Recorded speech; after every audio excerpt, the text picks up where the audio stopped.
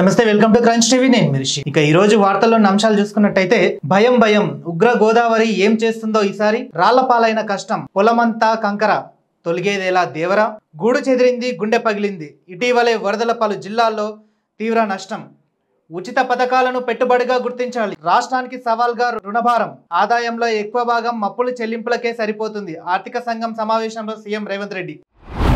సాయం చేయండి, 16వ ఆర్థిక సంఘానికి రాష్ట్ర ప్రభుత్వం వినతి, మహిళా యూనివర్సిటీకి చాకల ఏలమ్మ పేరు. ఈ రోజు వార్తల్లోని అంశాలు తీసుకున్నట్టయితే కొత్తగా 400 MBBS సీట్లు, రాష్ట్రానికి చూస్తూ కిటకిటలాడుతున్న సర్కార్ దవాఖాన్లు, భారీగా పెరుగుతున్న ఓపీ. రాష్ట్రం అంతటా కూడా మొన్న పడ్డ వానకి విష జ్వరాలు గాని ఇవి గాని పూర్తి స్థాయిలో ఉంటుంది. అయితే డయేరియా కేసులు కూడా 1500 నుంచి 1600 స్థాయికి నిన్న పెరిగిందని మన ములుగు జిల్లా డయేరియా దాంట్లో వెల్లడించడం జరిగింది. అప్రమత్తంగా ఉండండి, ఎందుకంటే వేడి నీళ్లు తాగండి. విష జ్వరాలు ఎక్కువగా ఉండడం వల్ల కూడా ఒకరికి నుంచి ఒకరికి వ్యాప్తి చెందే అవకాశం కూడా ఉంటుంది. కాబట్టి అప్రమత్తంగా ఉండి చాలా జాగ్రత్తగా ఉండండి. సాయం చేయండి, 16వ ఆర్థిక సంఘానికి రాష్ట్ర ప్రభుత్వం వినతి అని చెప్పేసి నిన్న రేవంత్ రెడ్డి గారు కూడా మాట్లాడడం జరిగింది. అయితే మహిళా యూనివర్సిటీకి నిన్న జరిగిన 39వ వర్ధంతి చాకల ఐలమ్మ వర్ధంతి గారి సందర్భంగా నిన్న ఈ మహిళా యూనివర్సిటీకి చాకల ఐలమ్మ గారి పేరు ప్రకటించడం జరిగింది. అయితే ఇక ఎప్పటిలాగానే కొంతమంది కాలర్ సిద్ధంగా ఉన్నారు, వారిని అడిగి తెలుసుకుందాం. ఓకే రైట్, మరి మనతో మాట్లాడడానికి కాలర్ సిద్ధంగా ఉన్నారు, వారిని అడిగి తెలుసుకుందాం. నమస్తే అండి. నమస్కారం. ఎక్కడి నుంచి మాట్లాడుతున్నారు? మీ పేరు? శ్రీధర్ రెడ్డి సార్. నా పేరు జగ్గారి శ్రీధర్ రెడ్డి. ఓకే, చిన్నంబాయి బీజేపీ మండల ప్రెసిడెంట్ సార్. ఓకే, రాష్ట్ర ప్రభుత్వము సహాయం చేయండి అని 16వ ఆర్థిక సంఘానికి రాష్ట్ర ప్రభుత్వం వినతి పెట్టింది కదండి సార్. ఇది రేవంత్ రెడ్డి ప్రభుత్వము ప్రజలను మోసం చేసింది, ఉచిత హామీలు ఇచ్చింది అన్ని. అవన్నీ కేంద్ర ప్రభుత్వం ఎలాంటి హామీలు ఇవ్వలేదు. దాదాపు 10 సంవత్సరాల అధికారంలోకి వచ్చింది. మళ్ళీ కూడా 10 సంవత్సరాల తర్వాత మళ్ళీ మూడోసారి కూడా అధికారంలోకి వచ్చింది. అయినా కూడా ఎలాంటి ఉచిత హామీలు ఎక్కడ ఇవ్వలేదు.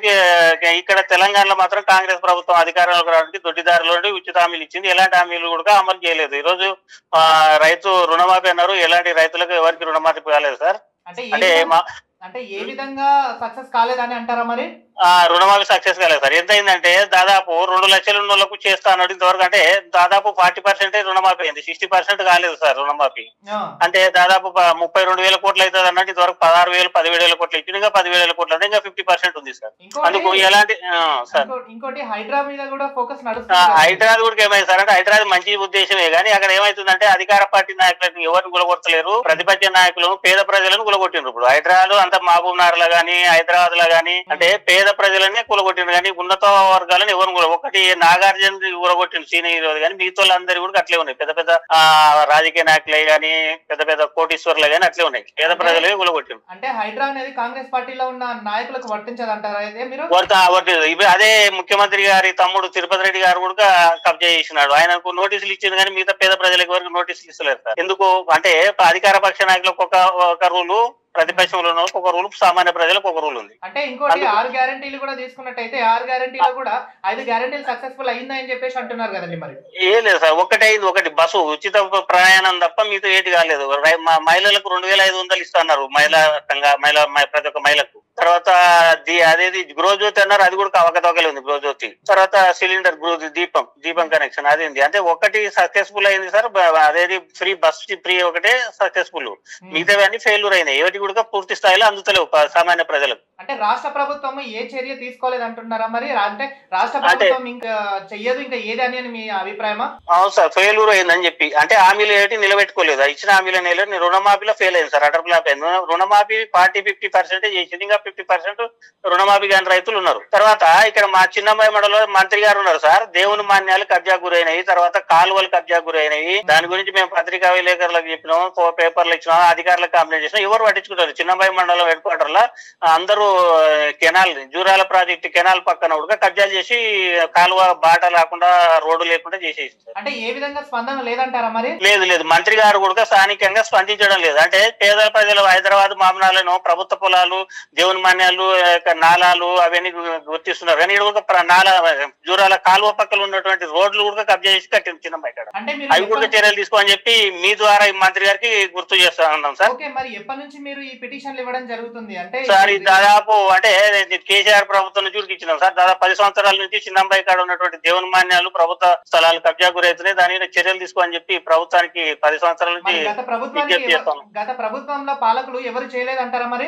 వాళ్ళు ఏం చేయలేదు, వీళ్ళు కూడా వాళ్ళ దాంట్లో నడుస్తున్నాం అని చెప్పి మా అభిప్రాయం సార్. అంటే వీళ్ళు కూడా రెస్పాండ్ అవుతలేరు. అంటే టీఆర్ఎస్ ప్రభుత్వం కూడా పట్టించుకోలేదు, కాంగ్రెస్ ప్రభుత్వం కూడా అన్ని తోళ్ళ పట్టించుకుంటుంది. కానీ చిన్నంబాయి మండలం కూడా కబ్జా గురైనటువంటి దేవుని మాన్యాలు కానీ ప్రభుత్వ భూములు కానీ తర్వాత కాలువలు ఉంటే కాలువల పక్కన కూడా కబ్జా చేసి ప్రభుత్వం నాళాలు వినప్పుడు అంటే కాలువ నీళ్లు పోయే దాంట్లో వినప్పుడుగా ఇల్లు కట్టుకున్నారు. అంటే ఎందుకంటారు అసలు, ఎందుకు యాక్షన్ తీసుకోవట్లేదు అంటారు మరి? అవును సార్, ఎందుకు అర్థం అయితే లేదు. అంటే వాళ్ళ నాయకులు అంటే వాళ్ళకి పార్టీకి సంబంధించిన నాయకులు ఎక్కువ ఉన్నారు కాబట్టి వాళ్ళు చర్యలు తీసుకోవడం అనేది మా ఆరోపణ. ఓకే, అంటే అక్కడ ఉన్నటువంటి లబ్ధిదారులు మొత్తం వాళ్ళకి సంబంధించిన వ్యక్తులే. అదే ఏదో పేదోళ్ళు అయితే వాళ్ళకి వాటి పార్టీకి సంబంధం లేకుండా చర్య తీసుకుంటారని. ఇంకోటి, కాంగ్రెస్ గవర్నమెంట్ ప్రజాపాలన ప్రజల కోసమే పుట్టిన పార్టీ కాంగ్రెస్ పార్టీ అని అంటున్నారు కదా, మరి మీరు ఎలా అంటారు అసలు? సార్, ప్రజల కోసం ఏం లేదు, పేద ప్రజలకైతే మాత్రం ఈ ప్రభుత్వం న్యాయం చేస్తలేదని చెప్పి మా పార్టీ ఆరోపణ సార్. అంటే కేసీఆర్ గారు ఇలాంటి అంటే డామినేషన్ అంటే ఆ డామినేషన్ గా వ్యక్తిగత అంటే వాళ్ళ కుటుంబ స్వలాభం కోసం ఎట్లా చేసిందో కేసీఆర్ అట్లా చేసిందని చెప్పి ప్రజలంతా వ్యతిరేకంగా వీళ్ళకు కాంగ్రెస్ పార్టీ ప్రజల పాలన అని చెప్పి అదే అధికారంలోకి ఇస్తే పేద ప్రజలకు అన్యాయం చేస్తున్నారు సార్. వీళ్ళు పేద ప్రజలకు వరకు కూడా అందుబాటులో ప్రజల పాలన తీసుకోలేదు. ప్రజాపాలన సక్సెస్ కాలేదు అంటున్నారు అయితే. వాళ్ళు కుటుంబ పాలన అన్నారు కానీ వీళ్ళు ఉన్న వాళ్ళకు చేస్తున్నారు. వీళ్ళు అంటే అధికార పార్టీ నాయకులకు ఒకటి, ప్రతిపక్షాలకు ఒకటి, తర్వాత పేద ప్రజలను చాలా నారాగా ఇబ్బందులు పెడుతున్నారు సార్. ఒకవేళ ఫామ్ లోకి మీ గవర్నమెంట్ వచ్చింటే ఏం చేసేవారు మరి? అంటే మేము ఉచిత హామీలు ఏమి చేయలేదు సార్. మా పాలన ఏంటంటే విద్య, వైద్యం ఫ్రీ అనేది మా నిర్ణయం, మా సెంటిమెంట్. సెంట్రల్ లో తీసుకున్నట్టయితే బీజేపీ పార్టీ ఉంది కదా, మరి బీజేపీ పార్టీ నుంచి ఏది వస్తున్నాయి సార్? వస్తున్నాయి, ఆయుష్మాన్ భారత్ వస్తున్నాయి, తర్వాత ఇది కిసాన్ రైతు బంధు కిసాన్ బంధు వస్తుంది, తర్వాత వస్తున్నాయి సార్ అవి ఇంప్లిమెంటేషన్ పథకాలు అన్ని వీళ్ళు చేస్తలేరు. అంటే ఇది మన ప్రధానమంత్రి యోజన హౌసింగ్ యోజన కూడా ఉంది సార్. అది కూడా కేంద్ర ప్రభుత్వం ఇస్తుంది కానీ రాష్ట్ర ప్రభుత్వం తీసుకుంటలేదు సార్. అది ఆవాస్ యోజన, ప్రధానమంత్రి ఆవాస్ యోజన కింద 2 లక్షలు. సెంట్రల్ లో ఎలాగో బీజేపీ గవర్నమెంటే ఉంది కదండి, మరి గుళ్ళకు నిర్మాణాలకు ఇవన్నిటికీ ప్రోత్సహించే పార్టీ ఏదంటే బీజేపీ పార్టీ అని చెప్పేసి చూస్తున్నాము. మరి బీజేపీ పార్టీ మీ చిన్నంబాయి మండలంలో ఎందుకు వర్తించదు, అంటే ఎందుకు చేయలేదు? అంటే మీకు చేసేంత అనుభవం లేదా, లేకపోతే లేదు సార్? ఇక్కడ అవకాశం అంటే రూల్ కేంద్ర ప్రభుత్వం సెంట్రల్ ఉంది కానీ స్టేట్ గవర్నమెంట్ తీసుకుంటుంది కదా సార్ యాక్షన్. దీనిలో దేవుడు మానే భూములందరూ ఒక మంచి పని చెయ్యాలి అంటే ఆ పార్టీకి ఈ పార్టీకి సంబంధం లేకుండా సామాన్య మానవుడు కూడా చేసేంత రైట్స్ ఉన్నాయి కదండి మరి. అవును, ఉన్నాయి, ఇచ్చినాం సార్. అందరు ఫిర్యాదులు ఇస్తూనే ఉన్నాం. దాదాపు 10 సంవత్సరాల నుంచి పోరాటం చేస్తున్నా కానీ ప్రభుత్వాలు ఎవరు వాళ్ళు స్పందించలేదు. వీళ్ళు వచ్చి ఊరికి 8 నెలలు అయ్యాక వీళ్ళు కూడా స్పందన లేదు సార్. ఫైనల్ గా చర్య తీసుకోవాలంటున్నాం సార్. అందరికీ ఒకటే చట్టం వర్తించాలి. ప్రభుత్వం అనేది అందరినీ ఒకేలా చూడాలి. అంటే అధికార పార్టీ నాయకులకు లేకపోతే పెద్ద పెద్ద ఉన్నత వర్గాలకు ఒక రూలు, పేద ప్రజలకు ఒక రూలు కాకుండా అందరినీ సమానంగా తీసుకొని అన్ని చర్యలు తీసుకొని ప్రభుత్వ ఆస్తులను కాపాడాలని చెప్పి మేము కోరుతా ఉన్నాం సార్. ఓకే అండి, ఓకే, రైట్. మీ అభిప్రాయాన్ని తెలియజేసినందుకు thank you so much. Okay, right. మరి ఇంకో కాలర్ సిద్ధంగా ఉన్నారు, అన్నట్టు తెలుసుకున్నాం. నమస్తే అండి. హలో, నమస్తే అండి. నమస్తే. మీ పేరు ఎక్కడి నుంచి మాట్లాడుతున్నారు? నా పేరు బీచ్పల్లి యాదవ్ అండి, అది వనపర్తి డిస్ట్రిక్ట్, చిన్నంబాయి మండల్. ఓకే, చెప్పండి. ఎలా నడుస్తుంది అంటే ఇప్పుడు కాంగ్రెస్ గవర్నమెంట్ ఫామ్ లోకి వచ్చిన తర్వాత ఎలా ఉంది? ప్రజలకు అన్ని విధాలుగా పథకాలు చేరుతున్నాయా? పథకాలు ఇంప్లిమెంట్ అవుతున్నాయి కదండి.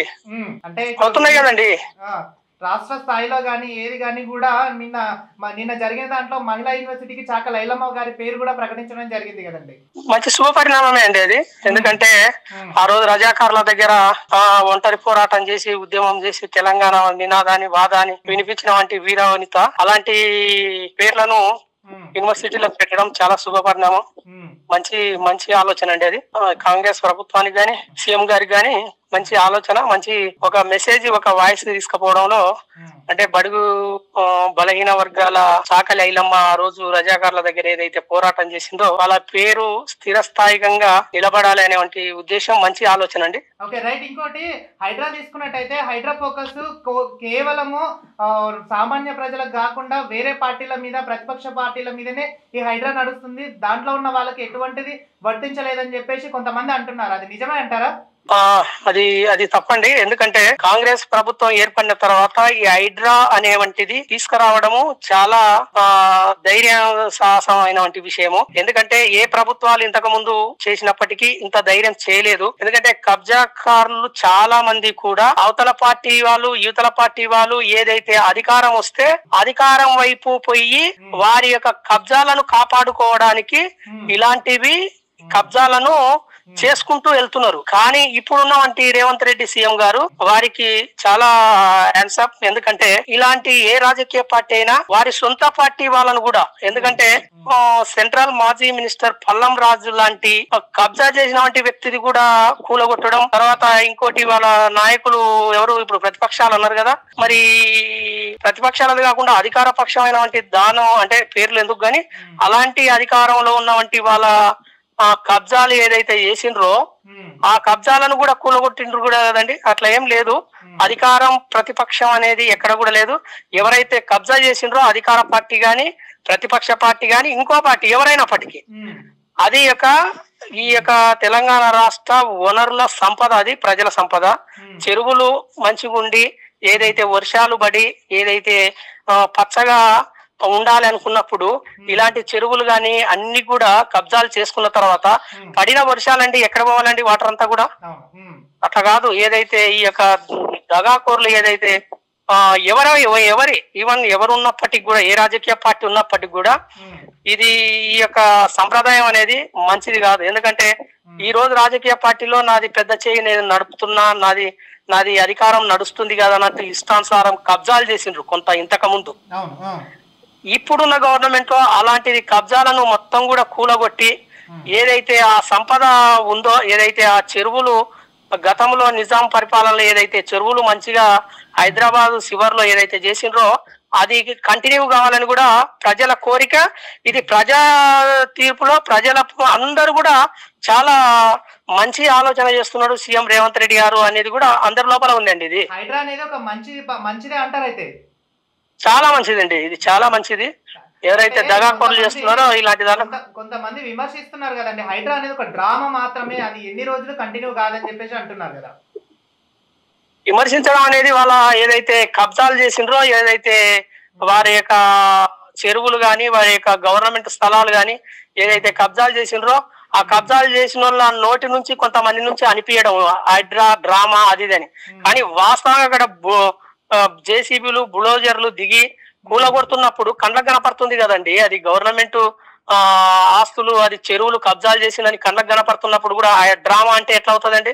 అది కాదు. ప్రజలు అట్లేం ఆలోచన లేదు, మంచి ఆలోచన చేస్తున్నారని మంచి రేవంత్ రెడ్డి గారికి ఇది మంచి ధైర్యం చేస్తున్నాడు అనేది ప్రజలందరికీ మంచిగా ఉందండి. అట్లేం లేదు. తెలంగాణ కాంగ్రెస్ గవర్నమెంట్ 6 గ్యారెంటీల్లో సక్సెస్ఫుల్ అవుతుంది అంటారా? ఖచ్చితంగా అవుతుందండి. ఎందుకు కాదు. ఇప్పుడు గత 10 సంవత్సరాల్లో కేసీఆర్ ప్రభుత్వం చేసిండ్రు. కేసీఆర్ ప్రభుత్వం చేసిన తర్వాత వారు కొన్ని పథకాలు తీసుకొచ్చిండ్రు. ఆ పథకాలు తీసుకొచ్చి ఆ యొక్క పథకాలు ఇంప్లిమెంట్ అవుతున్నాయి. కాంగ్రెస్ గవర్నమెంట్ వచ్చి దాదాపు 9 నెలలు అవుతుంది ఇప్పటికీ. అయితే ఆ యొక్క కేసీఆర్ ఏదైతే పథకాలు తీసుకొచ్చిన పథకాలు ఎక్కడ కూడా ఒక్కటి కూడా ఇప్పటి వరకు కూడా ఎక్కడ కూడా ప్రజలకు అందే విధంగా ప్రయత్నమే చేస్తున్నాడు. ఎక్కడ కూడా కేసీఆర్ పెట్టిన పథకాలు ఇప్పటి వరకు కూడా ఎక్కడ డిస్టర్బ్ చేయలేదు. చేయనప్పటికీ అన్ని కంటిన్యూ చేస్తున్నారు. దానితో పాటు ఏదైతే ఈ కాంగ్రెస్ ప్రభుత్వం 6 యొక్క గ్యారెంటీలు ఏదైతే అనౌన్స్ చేసిందో దాంట్లో కూడా ఒక 5 గ్యారెంటీలు అమలు అవుతున్నాయండి. ఏదైతే కరెంటు గాని, సిలిండర్ కానివ్వండి, బస్ ఫ్రీ కానివ్వండి, ఏదే 5 లక్షల నుంచి 10 లక్షల ఆరోగ్యశ్రీ బీమా కానివ్వండి, తర్వాత రైతులకు కూడా రుణమాఫీ ఇది కూడా అయినట్టే కదండి. ఇవన్నీ కూడా ఒకటిపై తర్వాత అవుతాయి. నిదానంగా ఇప్పటికిప్పుడు కావాలంటే ఇబ్బందే కదా. అదే 6 గ్యారెంటీల్లో ఒక్కటి మాత్రమే సక్సెస్ఫుల్ అయ్యింది, అది కూడా మహిళలకు ఫ్రీ బస్ మాత్రమే సక్సెస్ అయింది అని చెప్పేసి అంటున్నారు కదండి. మరి వాళ్ళు అట్లా అనుకుంటే గ్రామాలలో కరెంటు చాలా కూడా ఇప్పుడు ఎవరు బిల్లు కట్టే పరిస్థితి లేదండి. 200 యూనిట్ల లోపల ఎవరు కూడా 400, 500, 600, 1000 రూపాయల దాకా కూడా కరెంటు బిల్లులు వచ్చినటువంటి పరిస్థితులు ఉన్నాయి. ఎవరు కూడా కడతలేరండి. గ్రామాలకు వచ్చి తెలుసుకోమనండి. అట్లా కాదు. ఎవరైనా ఉన్నప్పటికీ ఏ ప్రభుత్వం, ఈ రోజు ఈ ప్రభుత్వం ఉండొచ్చు, రేపు ఇంకో ప్రభుత్వం ఉండొచ్చు, కానీ చేసినటువంటి పథకాలు ప్రజల్లోకి వెళ్తున్నవే లేదా అనేది ఈ యొక్క షార్ట్ టర్మ్ లో కూడా మంచిగా జరుగుతున్నాయండి, అట్లా ఇబ్బంది ఏం లేదు. ఓకే, మరి ఇంకో విషయం తీసుకున్నట్టయితే మీ మండలానికి సంబంధించిన ఏదైనా సరే కానీ కొన్ని విషయాలు మంత్రి గారి దృష్టికి తీసుకెళ్ళినా కూడా ఏది పట్టించుకోకుండా వాళ్ళ సైడ్ మాత్రమే ఆలోచిస్తున్నారని చెప్పేసి ఇందాక ఒక కాలర్ ఆరోపించారు. మరి దాన్ని ఏమంటారు? అట్లనే కాదండి, మంత్రి గారు సుదీర్ఘంగా ఈ యొక్క సొంత మండలంలో వారు ఈ యొక్క సొంత మండలాన్ని అభివృద్ధి చేయడానికే ఈ యొక్క చిన్నంబాయి అనేవంటి చిన్న గ్రామ పంచాయతీని ఈ రోజు మండలాన్ని ఏర్పాటు చేయడం ఉద్దేశం ఏంటంటే ఇక్కడ ఉన్న ప్రాంతాన్ని అభివృద్ధి చేయాలనేటువంటి ఉద్దేశంతోనే మండలాన్ని ఏర్పాటు చేసిండు. ఇక్కడ లిఫ్ట్ ఇరిగేషన్ ఏర్పాటు చేసిండు. చిన్నంబాయి మండలంలో ఏదైతే ఆ రోజుల్లో చాలా నిర్వీర్యంగా ఉండే పరిస్థితి ఉండే, ఇప్పుడు ఇక్కడ ఉన్నవంటి రైతులకు గాని ఇక్కడ ఉన్నవంటి ఓనర్లు గాని చాలా కూడా అభివృద్ధి చెందింది మాత్రం వాస్తవం. ఎవరో మాట్లాడతారా, అది తప్పండి, ఆ టైం లేదు. ఎన్నోసార్లు పిటిషన్లు ఇచ్చినా కూడా, ఎన్నోసార్లు వినతి పత్రాలు ఇచ్చినా కూడా పట్టించుకోని దుస్థితి అంటే మా చిన్నంబావి మండలే అని చెప్పేసి కాలర్ అన్నారండి. ఎన్నో పిటిషన్లు అంటే ఇప్పుడు ఒకటండి, ఇప్పుడు ప్రతి ఒక్కరికి ఒక సమస్య ఉంటది, ప్రతి ఒక్క ఇంటికి ఒక సమస్య ఉంటది. అందరి ఒకటేసారి అయితే పరిష్కారం అయితే కావు కదండి. 1 by 1 పరిష్కారం కావడానికే మంత్రి గారు కూడా కృషి చేస్తారే తప్ప ఇప్పుడున్న పరిస్థితిలో ఒక రాష్ట్రానికి మంత్రి ఒక కాన్స్టిట్యున్సీ కాదు అన్నప్పుడు ఆయన కూడా అన్ని కూడా సమకూర్చుకొని ఇప్పుడు ఈ ప్రభుత్వం ఏర్పాటైంది, మరి అన్ని కూడా సమకూర్చుకొని ఏర్పాటు చేయాలి కదండి. 1 by 1 పరిష్కారం అవుతాయి, కావనేం కాదు, అయితే అండి అట్లేం లేదు. ఓకే, తెలంగాణ అభివృద్ధి వైపు వెళ్తుందంటారు అయితే? 100% వెళ్తుందండి, దాంట్లో అనుమానం ఏముంది? అట్లేం లేదండి 100%. ఎందుకంటే ఈ పోయిన ప్రభుత్వంలో 10 ఏళ్ళు ప్రభుత్వం ఏదైతే కేసీఆర్ చేసిండో కాస్తో కూస్తో ప్రజలకు అభివృద్ధి జరగవచ్చు, రాష్ట్రానికి అభివృద్ధి జరిగింది, మనం కాదను ఏదైనా. ఇప్పుడు కూడా ఈ ప్రభుత్వానికి అవకాశం ఇచ్చిండ్రు ప్రజలు, వీరికి కూడా ఈ ఇంకా 4.5 సంవత్సరాల టైం ఉంది వీరు కూడా ప్రజల దగ్గర ఇంకా ఏమి ప్రజలను మెప్పించే వంటి యొక్క పథకాలు గాని పరిపాలన గాని దిశగా ఏ విధంగా వెళ్తారు అనేది మనం వేచి చూడాలి. అంత తొందరలో విమర్శ చేయాల్సినంత అవసరం లేదండి. థ్యాంక్ యూ సో మచ్ అండి, మీ అభిప్రాయం తెలియజేసినందుకు థ్యాంక్ యూ. ఓకే, చూసారు కదండి, ఇది ఈ రోజు వార్తల్లోని అంశాలు. గూడు చెదిరింది, గుండె పగిలింది అని చెప్పేసి రీసెంట్ గా వచ్చిన వరద బాధితులు కూడా మమ్మల్ని ఆదుకోండి, మమ్మల్ని సహాయం చేయండి అని చెప్పేసి ప్రభుత్వానికి మొర పెట్టుకుంటున్నారు. చూద్దాం మరి ప్రభుత్వం దీని విషయంలో స్పందిస్తుందా లేకపోతే ఏం చేస్తుంది అనేది వేచి ఉండక తప్పదు. చూస్తూనే ఉండండి క్రంచ్ టీవీ.